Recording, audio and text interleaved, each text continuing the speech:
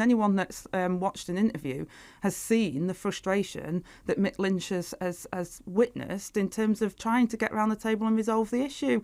I mean, it's so frustrating what's happening on our rail network at the moment. Even without the strikes, these companies are not delivering on the contracts and the system is completely broken.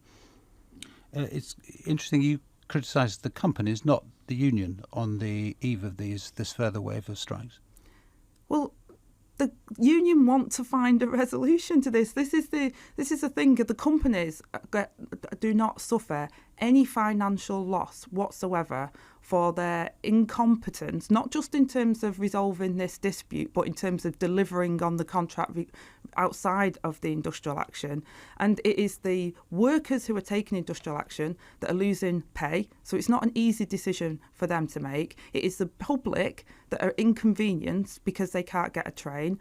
And, you know, I get a train at least twice a week and I have to pray whether I'm going to get to the destination or not. You know, Keir was in Leeds yesterday with a load of reporters and they were stuck on trains for hours. You know, every week you don't know if you're going to get to work or not. And that's costing the northern economy in particular because the rail network's so poor. So this is a bigger, wider issue. The government have failed to deliver and make these companies deliver on those contracts. Anyone who listens to Mick Lynch and has listened to any of his interviews, and you can download them and look at them, you'll see he's an incredibly reasonable man. You know, they tried to paint him as some sort of evil villain, but at the end of the day, even if Mick Lynch was an evil villain, he's got to get his members out on industrial action. And these are ordinary working people. They're not militant people. They're just going to work so they can provide for the family.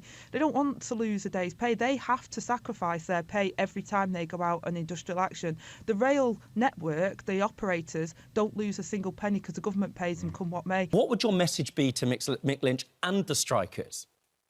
Well, we wouldn't be in this situation if we had a Labour government because we would have resolved the dispute as we have done with our Welsh Labour government in Wales. We wouldn't be in this situation.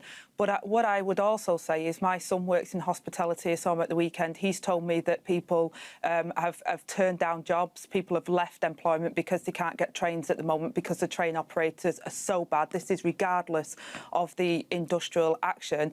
And we've seen actually that those workers can't afford to lose a day's pay.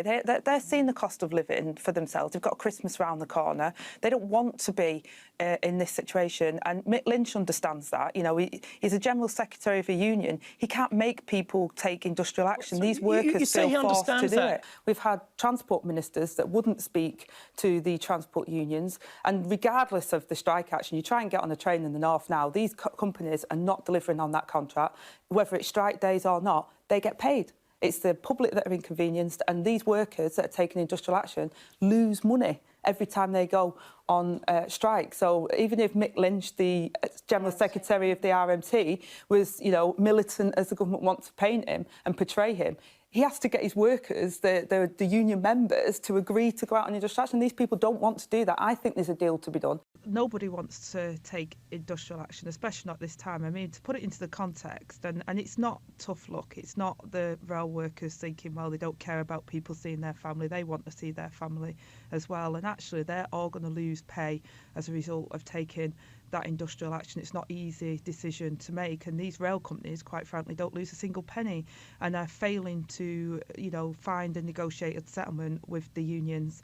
And we've seen unprecedented action at the moment, and I think that it's part of an endemic problem with this government, who are, you know, just tin cloth eared to the real problems that people are facing. And, you know, these workers, I felt like they're backed into a corner on this. So I do support workers' right to strike. These people who are going on strike are going to lose pay. They will lose their pay at a time when they need it the most. They are not doing it at the drop of a hat. And we're seeing other strikes now in areas like nurses, for example, and the health secretary won't even meet with the RCN to resolve that dispute. This is a militant government that is not dealing with the issues and not resolving this strike action. Well, it's frustrating. Yeah, the Transport Secretary would say this. We have a response here to the strike saying, "It is incredibly disappointing that a new and improved deal offering job security and a fair pay rise has been offered." So there is discussion there. Well, they need to urgently get round the table and continue those discussions. Let's not forget that we had a previous Transport Secretary that wouldn't even get round the table and speak to the trade unions or the train operators. The system is absolutely crumbling without the strikes. Anyone who gets on the train now in the north knows that you're praying if you're going to get to where you need to get to. Many businesses now are losing staff because they can't get to work. It's a complete shambles of the government's making. What do you think about Labour politicians being on the picket line? I don't have a problem with Labour politicians being on the picket line, but I'd much prefer us being in government solving the industrial action rather than, you know, placards on the picket line. I've done that. I've been a union rep. I became a politician so that I could avoid us getting in that circumstance in the first place. I have no problems in visiting a picket line, never have. But I want us to, my job now as the Deputy Leader of the Labour Party is to get us into government and to promise the UK that we won't have this situation.